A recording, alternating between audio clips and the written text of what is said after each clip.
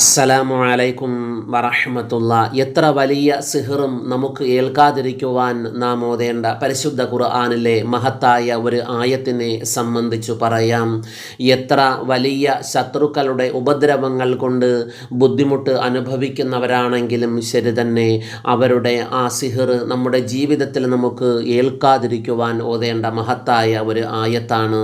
ഈ ആയത്ത് പതിവായി ഓതുന്നവർക്ക് ഈ ആയത്തൊരു സംരക്ഷണ വലയമായിരിക്കും.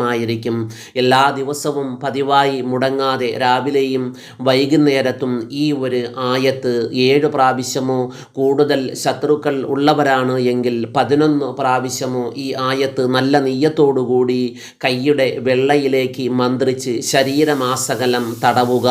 ഇങ്ങനെ പതിവായി ചൊല്ലി വന്നാൽ എത്ര കടുത്ത ശത്രുക്കളുടെ സിഹറും നമുക്ക് ഏൽക്കുകയില്ല.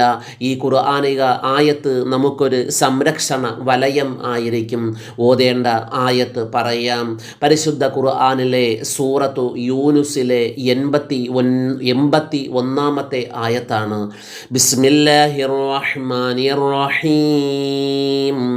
ഫലമ്മാ അൽഖൗ ഖാല മൂസാ മാ ജിഅ്തും ബിഹി സിഹ്റു ഇന്നല്ലാഹ സയുബ്തിലുഹു ഇന്നല്ലാഹ ലാ യുസ്ലിഹു അമലൽ മുഫ്സിദീൻ.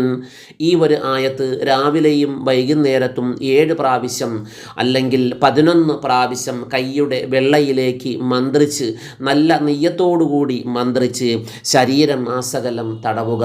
ഇങ്ങനെ ചെയ്താൽ എത്ര വലിയ ശത്രുക്കളുടെ സിഹറുകളിൽ നിന്നും നമുക്ക് സംരക്ഷണം ലഭിക്കും. അവരുടെ സിഹർ നമ്മുടെ ശരീരത്തിൽ നമുക്ക് ഏൽക്കുകയില്ല. അല്ലാഹു തആല എല്ലാവിധ ഉപദ്രവങ്ങളിൽ നിന്നും നമുക്ക് വലിയ കാവലും സംരക്ഷണവും നൽകി അനുഗ്രഹിക്കുമാറാകട്ടെ. അസ്സലാമു അലൈക്കും വറഹ്മത്തുള്ളാഹി.